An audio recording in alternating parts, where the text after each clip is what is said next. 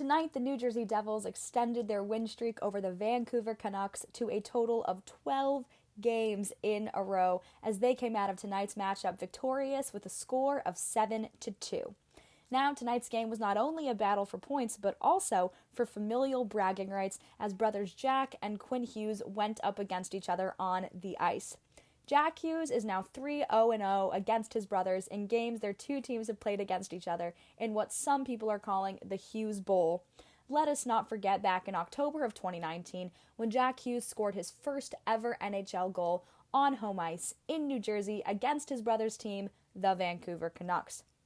Now, tonight's win marks the first win at home for the Devils since January 22nd when they beat the Carolina Hurricanes 7-4. Moving into the action itself, you can tell from the very first puck drop that this is going to be a really fast-paced and aggressive game. The Devils are definitely looking to bounce back from their loss against Chicago the other night, and the Canucks are looking to continue their momentum that they established in their win over the Rangers last night. But ultimately, it is the Devils that pull ahead first when none other than Jack Hughes rips one into the back of the net to bring the score 1-0 at 9:15 in the first. He is unassisted in that goal. From there, the Devils' net takes a few shots, but ultimately, Nico Daws holds strong as he fends off back-to-back close-range attempts by the Canucks. And then it is the Devils that score next, this time with a goal by Yegor Sharangovich, assisted by Hughes and Mercer at 15:24 in the first. And then the Devils score yet again, this time on the power play. Luke Schenn gets 2 minutes for interference on Nathan Bastian, and Dawson Mercer scores with assists from Bratt, and he's shared to make it 3-0, and that is where we end the first period. This was a really good period for the Devils. Their chemistry seemed to be really on tonight, and their communication seemed to be really strong.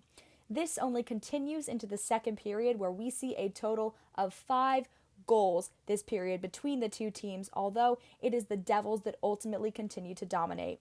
It doesn't take long for the Canucks to get one on the board this time. This is the first goal for the Vancouver team, and it comes from Vasily Podkolzin with assists from Hunt and Borvat at 1:36 in the second, making the score 3-1.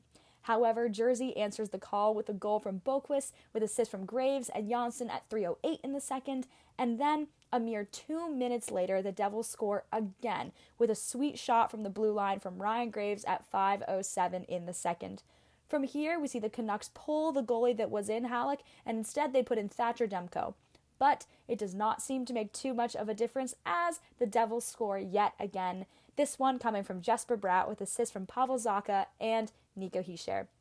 The Vancouver Canucks are able to get one more in, this one coming from Tanner Pearson with assists from Hunt and Miller at 8:14, bringing the score 6-2 in the second period.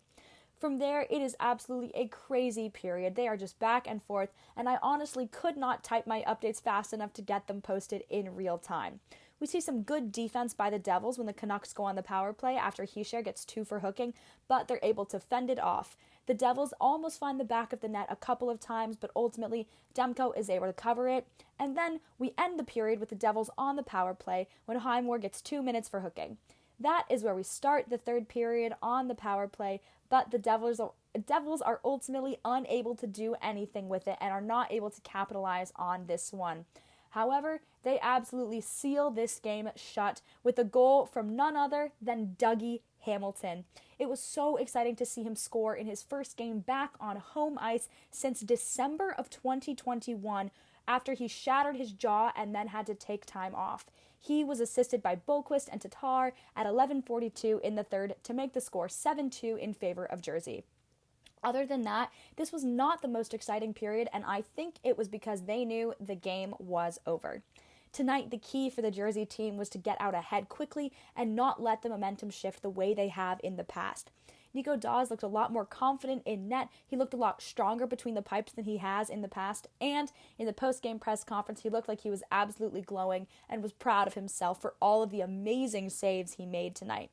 The 3 stars of the game ended up being Dawson Mercer, Yegor Sharangovich, and in number 1, Jack Hughes.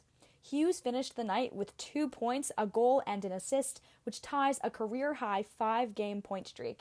He might only be 20 years old, but he has 13 points in his last 7 games played, dating back to January 31st in Toronto, and he missed 3 of the games in that period due to COVID. Although he was not one of the 3 stars of the game, I do have to mention Ryan Graves, as he snapped a 25-game drought without scoring a goal tonight, and he collected a multi-point night tonight with a goal and an assist. The Devils will next play on Tuesday, March 1st in Columbus against the Blue Jackets, and after that, they will return to the Prudential Center. For WFUV Sports, I'm Samantha Boer.